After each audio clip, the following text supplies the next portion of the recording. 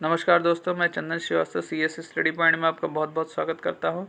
जैसा कि मैंने पिछले वीडियो में आपको मैं पढ़ा रहा था कलेक्शन ऑफ डेटा में। अब कलेक्शन ऑफ डेटा के उसी पार्ट को मैं उसी सीक्वेंस को आगे बढ़ाते हुए मैं अपना इस टॉपिक्स को लेके आया हूं। इसमें अब आपका क्लासिफिकेशन एंड टेबुलेशंस है। देखते हैं क्या है, what is the tabulation and classifications. अब देखिए, आइए देखते हैं। उससे पहले जो भी इस चैनल को सब्सक्राइब नहीं किए हैं अभी तक, इन्होंने लाइक नहीं किया है, उनको चैनल को लाइक कर लें, सब्सक्राइब कर लें और बेल आइकन को जरूर प्रेस कर लें, जिससे आपको आने वाले जितने भी वीडियोस अपलोड हों उनके नोटिफिकेशंस मिलते रहें। आइए देखते हैं क्या है वर्गीकरण और सारणीयन, क्लासिफिकेशन एंड टेबुलेशन। देखिए, मैंने यहाँ थोड़ा सा इसको डिस्क्राइब किया है। क्या है, सांख्यिकी में समंक को विभिन्न वर्गों में बांटने की क्रिया को वर्गीकरण तथा वर्गीकृत आंकड़ों को संक्षिप्त तथा सुव्यवस्थित सारणियों के रूप में प्रस्तुत करने की क्रिया को सारणीयन कहते हैं। ध्यान से सुनिएगा, क्या है, सांख्यिकी में समंक को जो है विभिन्न वर्गों में जो बांटने की क्रिया है उसको हम क्या कहते हैं, क्लासिफिकेशन यानी वर्गीकरण। और वर्गीकृत आंकड़ों को संक्षिप्त और सुव्यवस्थित सारणी के रूप में प्रस्तुत करने की क्रिया को क्या कहते हैं, हम सारणीयन यानी टेबुलेशन कहते हैं। अब फर्स्टली मैं यहाँ पे अभी इस पार्ट को वर्गीकरण को डिस्क्राइब कर रहा हूँ कि वर्गीकरण क्या है, किस प्रकार बांटते हैं उसका, या क्या उद्देश्य है, क्या ऑब्जेक्टिव है उसका। देखिए, वर्गीकरण के उद्देश्य क्या हैं। ऑब्जेक्शन ऑफ क्लासिफिकेशन, वर्गीकरण के निम्न उद्देश्य की पूर्ति करने के लिए किया जाता है। पहले तो अगर हम किसी चीज़ का वर्गीकरण कर रहे हैं तो उसको सरल एवं संक्षिप्त बनाने के लिए। दूसरा, समानता व असमानता को स्पष्ट करना। तीसरा है तुलना में सहायक होना। चौथा है तर्कपूर्ण व्यवस्था करना। और पांचवा है सारणीयन का आधार प्रस्तुत करना। अब देखिए कैसे आपके वर्गीकरण के क्या क्या मेथड हो सकते हैं उसको देखिए। सांख्यिकी तथ्यों को सांख्यिकी तथ्य दो प्रकार के होते हैं। आपको पहले भी मैं प्रीवियस वीडियो में बता चुका हूँ, वर्णनात्मक एवं संख्यात्मक यानी डिस्क्रिप्टिव एंड न्यूमेरिकल्स। वर्णनात्मक तथ्यों का प्रत्यक्ष माप नहीं किया जा सकता है, केवल उपस्थिति या अनुपस्थिति के आधार पर इसकी गणना की जा सकती है। जैसे साक्षरता हो गया, वैवाहिक स्थिति हो गई आदि जो हैं, इनका जो है आप प्रत्यक्ष माप नहीं कर सकते हैं, इनकी उपस्थिति या अनुपस्थिति से आप गणना कर सकते हैं। अब देखिए, इसके विपरीत क्या है, संख्यात्मक तत्व वे तत्व हैं जिनका प्रत्यक्ष माप संभव है। जैसे आयु हो गया, आय हो गया, भार हो गया। ऐसे तथ्यों को चरमूल भी कहते हैं यानी वेरिएबल्स भी कहते हैं। अब ध्यान से देखिएगा इस बात को, क्योंकि आने वाले समय में आपको ये बहुत इम्पोर्टेंट टॉपिक है। अब देखिए, ये तो हो गया। अब मैंने आपको सांख्यिकी के जो सांख्यिकी तथ्य वो दो प्रकार के थे जो मैंने बता दिए हैं, वर्णनात्मक और संख्यात्मक। अब देखिए, उपरोक्त दोनों तथ्यों के आधार पर यानी वर्णनात्मक और संख्यात्मक तथ्यों के आधार पर जो हम वर्गीकरण को दो रीतियों में बांटते हैं। अभी तक हम सांख्यिकी तथ्य बता रहे थे, अब सांख्यिकी तथ्य के आधार पर वर्गीकरण की रीतियाँ मैं बता रहा हूँ। वर्गीकरण दो प्रकार का है। पहला है गुणात्मक वर्गीकरण, जिसको क्वालिटेटिव क्लासिफिकेशन कहते हैं। जब तथ्यों को वर्णनात्मक विशेषताओं या गुणों जैसे साक्षरता, धर्म आदि के आधार पर विभिन्न वर्गों में बांटा जाता है तो वो विभाजन गुणात्मक वर्गीकरण कहलाता है। इसी प्रकार दूसरा क्या है, जब सीधा सा है, आपको बहुत सिंपल लैंग्वेज में कह सकते हैं, गुणात्मक वर्गीकरण वो है जिसमें हम गुणों के आधार पर वर्गीकरण करते हैं उनको गुणात्मक, और संख्यात्मक जिनमें हम संख्या के आधार पर वर्गीकरण करते हैं उनको संख्यात्मक वर्गीकरण कहलाते हैं। देखिए, संख्यात्मक में क्या है, संख्यात्मक तथ्यों का वर्गीकरण सामान्यतः वर्गांतरों के अनुसार किया जाता है। मैं एक एग्जाम्पल यहाँ पे दिखा रहा हूँ, उसी एग्जाम्पल से इन दोनों क्लासिफिकेशन को डिस्क्राइब कर दिया हूँ।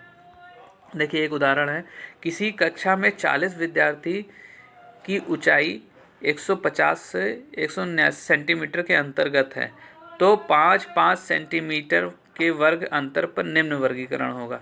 देखिए क्या है, ये अब मैं संख्यात्मक का मैं दिखा रहा हूँ। अभी तक मैंने यहाँ पे देखिए, मैंने यहाँ पे लिखा है कि संख्यात्मक तत्वों का वर्गीकरण सामान्यतः वर्ग अंतराओं के अनुसार होता है यानी क्लास इंटरवल के अनुसार होता है। अब देखिए, यहाँ पे क्लास इंटरवल है। देखिए, जो ऊंचाई है सेंटीमीटर में क्लास इंटरवल है, 150 से 155, 155 से 160, 160 से 165, 165 से 170, 170 से 175, 180 से 180।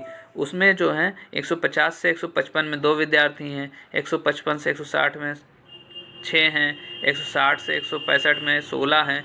इसी प्रकार में विद्यार्थियों की टोटल कुल संख्या कितनी है? 40 है। आइए देखते हैं क्या है। अब ये शब्द जो है यहाँ पे मैं कुछ चीज़ें लेके आया हूँ। संख्यात्मक वर्गीकरण में निम्न पारिभाषिक शब्दों का प्रयोग किया जाता है। जैसे वर्ग सीमाएं क्या होती है, यानी क्लास इंटरवल। क्लास इंटरवल क्या होता है? प्रत्येक वर्ग 2 अंकों से बना होता है। पहली को निचली सीमा, दूसरे को ऊपरी सीमा कहते हैं। देखिए ये जैसे वर्ग है 100, मान लीजिए हमने मान लीजिए 150 से 155, ये क्या है? आपकी वर्ग सीमा है। वर्ग सीमा में आपका ये निचली सीमा है आपकी 150 और ऊपरी सीमा है 155। तो मैंने उसको L1 और L2 से रिप्रेजेंट कर दिया है। L1 इज़ लोअर लिमिट और L2 इज़ अपर लिमिट। ठीक है। अब वर्ग विस्तार क्या है? यानी magnitude of the class interval, यानी क्लास इंटरवल का मैग्नीट्यूड क्या होगा? अब देखिए इन्हीं का डिफरेंसेस जो है, यानी upper limit minus lower limit, यही आपका वर्ग विस्तार होगा, यानी magnitude of the class interval. देखिए मैं एक वर्ग को ले रहा हूँ। जैसे अपर हमारा यहाँ पे अपर लिमिट जो है 155 है, यानी ऊपरी सीमा 155 है, और निम्न सीमा जो है 150 है। तो उच्च सीमा में से निम्न सीमा का जो घटाएंगे वही आपका क्या हो जाएगा? वर्ग विस्तार हो जाएगा। ये देखिए 155 minus 150, L2 minus L1, upper limit minus lower limit. Third point इसमें आता है। ये सब पॉइंट्स हैं। ये सब पॉइंट्स इन शब्दों का अभी आगे चल के बहुत इस्तेमाल होगा, इसीलिए मैंने इनको थोड़ा सा भी यहाँ पे इन पॉइंट्स को लिख दिया है। फिर नेक्स्ट है मिड पॉइंट। मिड पॉइंट क्या होता है? यानी मध्य बिंदु, यानी किसी भी सीमा का हम मध्य बिंदु हमको निकालना होगा। अगर हमें इनका मध्य बिंदु निकालना होगा तो हम क्या करेंगे? यानी देखिए, यानी लोअर लिमिट यानी निम्न सीमा और उच्च सीमा को हम अगर उसका मध्य बिंदु निकालेंगे तो 2 से डिवाइड कर देंगे, यानी upper limit plus lower limit divide by 2, यानी L1 plus L2 by divide by 2। ध्यान से देखिए मैंने ये फॉर्मूला में लिख दिया है L1 plus L2 divide by 2। तो यहाँ हमें हमारी लोअर लिमिट जो थी 150 थी और अपर लिमिट 155 थी, डिवाइड बाई 2, यानी 305 डिवाइड बाई 2, यानी 152.5 सेंटीमीटर जो ये हो गया आपका मिड पॉइंट। अब देखिए नेक्स्ट है वर्ग आवृत्ति, यानी क्लास फ्रीक्वेंसी। अब क्लास फ्रीक्वेंसी क्या है? क्लास फ्रीक्वेंसी वो है कि जो क्लास आपका दिया होगा उससे संबंधित जो भी, अब जैसे यहाँ पे ऊंचाई सेंटीमीटर में दिया, विद्यार्थियों की संख्या दिया है, तो अगर हम इस क्लास की बात करें सेकंड 155 से 160 क्लास में कितने विद्यार्थियों की संख्या है? 6। तो यही क्या हो जाएगी? आपकी फ्रीक्वेंसी हो जाएगी। देखिए यही चीज़ मैंने यहाँ पे लिखा है, वर्ग आवृत्ति। उस वर्ग की आवृत्ति क्या होगी? 6 होगी। देखिए उपरोक्त उदाहरण में 155 सेंटीमीटर ऊंचाई वाले विद्यार्थियों की संख्या 2 है, जो कि इस वर्ग की आवृत्ति, यानी यहाँ 155 में कितने विद्यार्थियों की संख्या है? 2 है। तो यही इसकी क्या हो गई? इस वर्ग की आवृत्ति हो गई। अब देखिए आवृत्ति तो मैंने बता दिया। अब आवृत्ति बटन क्या होता है, यानी फ्रीक्वेंसी डिस्ट्रीब्यूशन क्या होता है? वर्गों तथा उनकी आवृत्तियों को क्रमबद्ध विन्यास को आवृत्ति वितरण या आवृत्ति बंटन कहते हैं।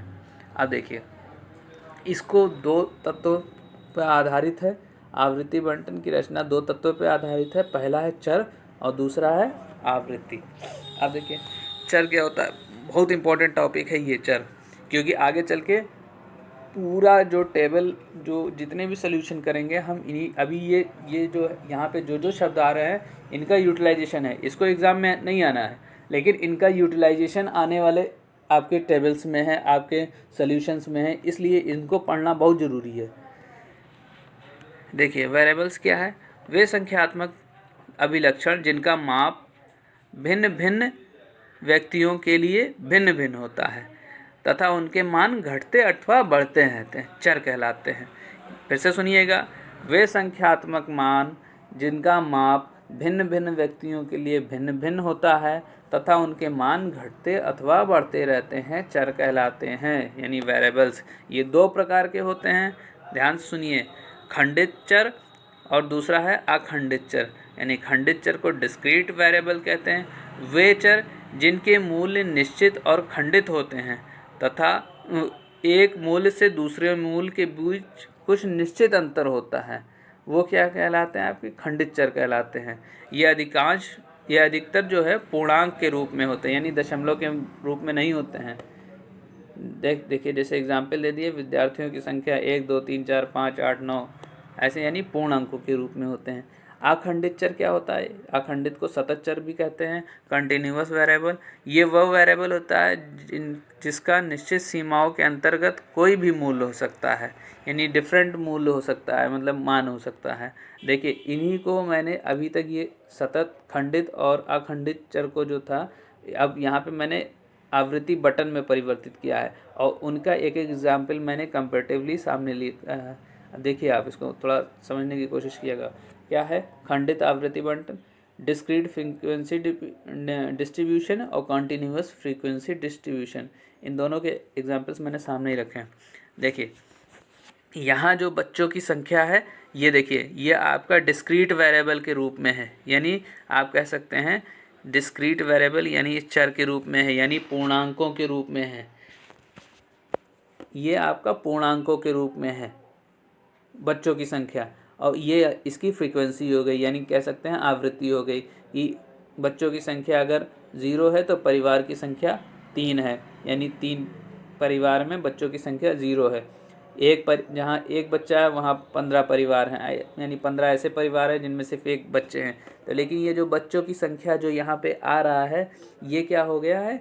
ये खंडित हो गया है, यानी खंडित क्या है? ये पूर्णांक के रूप में है। जबकि अखंडित में अभी देखिए, अखंडित चर के लिए मैंने अभी बताया है, वो चर जिसका निश्चित सीमाओं के अंतर्गत कोई भी मूल हो सकता है। अब देखिए जिसकी हमने सीमा दे दी, जैसे अखंडित में अब देखिए मैंने यहाँ एक क्लास इंटरवल बना दिया और इसकी एक सीमा हो गई, ये इसकी लोअर लिमिट हो गई, ये इसकी अपर लिमिट हो गई, यानी निम्न सीमा और उच्च सीमा। उच्च सीमा के भीतर जो भी मान होगा वो क्या हो जाएगा? अखंडित होगा या सतत कहलाएगा। तो अब देखिए 150 से 155 सेंटीमीटर लंबाई वालों में छात्रों की संख्या 2 है। देखिए यहाँ पे 2 हो गए, ये इसकी आवृत्ति हो गई, यानी ये इसी प्रकार 175 से 180 वाले में 3 हो गया। इसी कुल जो है वो 40 है, यहाँ पे कुल क्या है? आवृत्तियों की संख्या 300 है। तो ये यहाँ पे मेरा मेन मोटिव था कि इन दोनों को समझाना। तो ध्यान से सुन लीजिए एक बार फिर से, मैं रिपीट कर रहा हूँ इस चीज़ को। खंडित में पूर्णांक होते हैं, जबकि अखंडित में क्लास इंटरवल होता है। चलिए आगे बढ़ते हैं। सांख्यिकी श्रेणियाँ के जो होती हैं वो 3 प्रकार की होती हैं। पहला जो है कालानुसार श्रेणी होती है, यानी जो टाइम के अकॉर्डिंग जो श्रेणी बनाई जाती है, यानी समय के अनुसार। दूसरी है स्थान के अनुसार, स्पेस। तीसरी है आपकी परिस्थिति के अनुसार, जो कंडीशन के अकॉर्डिंग बनाई जाती है श्रेणियाँ, वो आपकी परिस्थिति अनुसार श्रेणी है। इसी का खा भाग है। खा भाग में भी 3 प्रकार की श्रेणियाँ हैं। कौन कौन सी? ये मोस्ट इम्पॉर्टेंट है। आगे मैंने पूरा सोल्यूशन, जो इतने भी आप सोल्यूशन स्टैटिस्टिक्स में यूज़ करेंगे, इन्हीं 3 पे ही आपका अधिकतर यूज़ होगा। व्यक्तिगत श्रेणी, खंडित श्रेणी और अखंडित श्रेणी, जिसको सत कहे हैं। अभी मैंने इन्हीं को, खंडित को और अखंडित को बताया है बहुत कायदे से। अभी आने वाली श्रेणियों में, आने वाले जब सोल्यूशन होगा मेजर ऑफ सेंट्रल टेंडेंसीज में, मेजर ऑफ डिस्पर्सन में, मेजर ऑफ स्क्यूनेस एंड कर्टोटिस में, तो उन सब में हमें इसका प्रयोग दिखेगा। सब जगह डिस्क्रीट, कंटिन्यूअस, खंडित, अखंडित आएगी। तो श्रेणी 3 प्रकार की है। कोई एक व्यक्तिगत श्रेणी, दूसरा है खंडित श्रेणी और तीसरा है अखंडित या सतत श्रेणी। ये आपका क्लासिफिकेशन का पार्ट हो गया।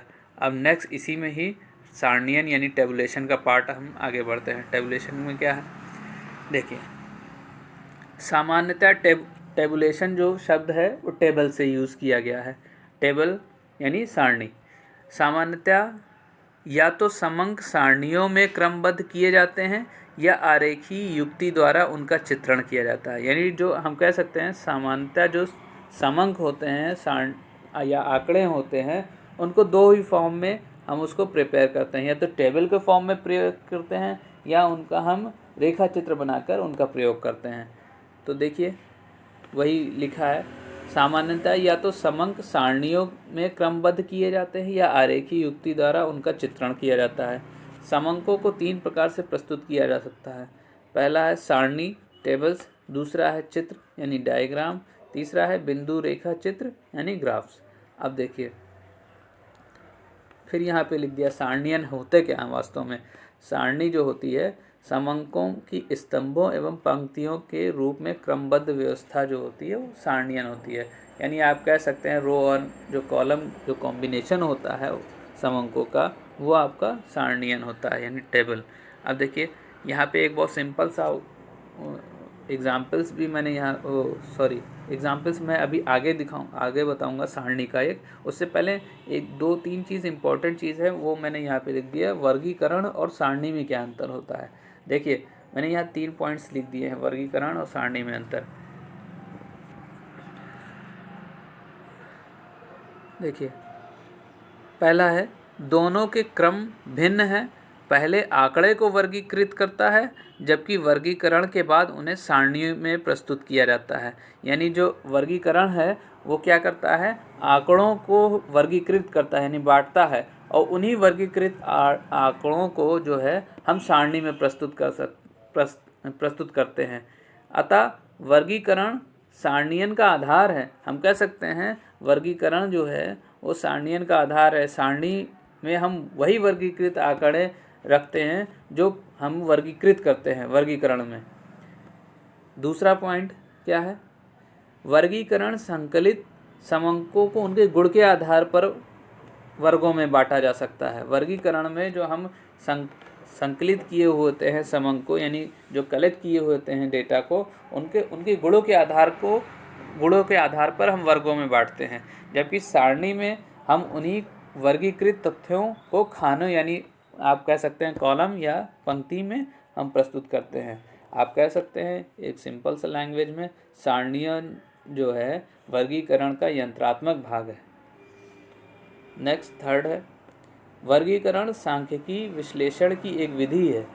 वर्गीकरण सांख्यिकी विश्लेषण की एक विधि है यानी वर्गीकरण जो है वो सांख्यिकी विश्लेषण की एक विधि है। यानी जो क्लासिफिकेशन है is a method of statistical analysis. जबकि सारणियन समंकों को प्रस्तुतिकरण करने की रीति है यानी tabulation is the representation of the data. अब देखिए सारणी के मुख्य भाग, अभी इन्हीं भाग को देखिए मैंने यहाँ पे लिख दिया। मैं एक अभी एग्जाम्पल के से आपको इसको पूरा बताता हूँ। सारणी के मुख्य भाग, पहली बात तो सारणी की संख्या होती है, जैसे टेबल नंबर होती है 1.1, 1.2, फिर उसका टाइटल होता है, उसका टाइटल जो भी दिया जाए। फिर उसके क्या होते हैं, उप शीर्षक होते हैं यानी स्तंभ शीर्षक भी कहते हैं, जिनको कॉलम टाइटल हो सकता है जो हेडिंग वाइज होता है आपका अपर से, और जो लेफ़्ट साइड से जो होते हैं वो आप ये कह सकते हैं कि पंक्ति यानी रो टाइटल होते हैं। फिर उसके आगे होगा सारणी का मुख्य भाग है। फिर माप की इकाई है, मान लीजिए कोई भी दे दिया गया वो माप की इकाई उसमें दे दी गई। जैसे मान लीजिए कुल योग जो दे दिया गया वो कहा गया कि ये सेंटीमीटर में है तो वो माप की इकाई हो गई। क्या स्रोत है, क्या टिप्पणी यानी क्या कमेंट्स है, और इसको हम आगे अभी हम अपने एग्जाम्पल में देखते हैं। देखिए आइए एग्जाम्पल क्या है। देखिए जैसे ये एग्जाम्पल है, मैंने एक एग्जाम्पल के रूप में लिया। देखिए यहाँ पे सारणी 4.5, ये पहला क्या हो गया, ये सारणी की संख्या हो गई यानी टेबल नंबर। देखिए ये क्या होगा, लिंग एवं अवस्थिति के अनुसार श्रमिक व गैर श्रमिक के आधार पर भारत की जनसंख्या, ये क्या हो गया आपका शीर्षक हो गया यानी टाइटल हो गया। अब देखिए जो इसके अंदर अव्यवस्थित, लिंग, श्रमिक की 3 शीर्षक भी हैं, मुख्य आंशिक योग और गैर श्रमिक योग। तो देखिए ये जो आपको कॉलम वाइज जो शीर्षक दिए हुए हैं इसको स्तंभ शीर्षक या उप शीर्षक भी कहते हैं। जबकि जो आपके बाएं तरफ से जो शीर्षक दिए हैं जैसे कुल, शहरी, ग्रामीण, ये क्या हो गया, पंक्ति शीर्षक कहलाता है यानी अवशीर्षक। यानी आपको ये रो वाइज टाइटल कह सकते हैं, जो ऊपर दिए गए हैं वो कॉलम वाइज टाइटल दिए गए हैं।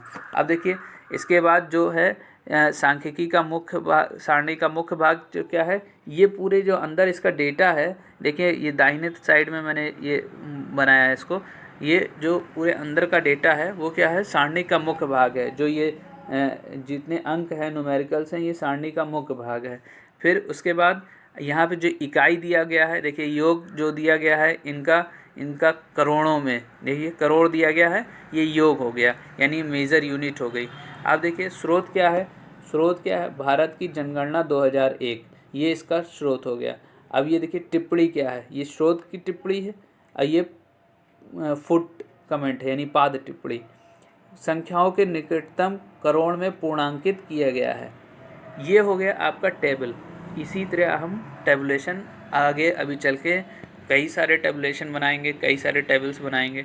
तो हम इस डेटा ऑफ कलेक्शन को यहीं अब ख़त्म करते हैं। आगे इसमें कई सारी चीज़ें हैं जो अभी हम टेबल्स में यूटिलाइज़ करेंगे, वहाँ पे मैं और भी अच्छे से उसको डिस्क्राइब करता रहूँगा।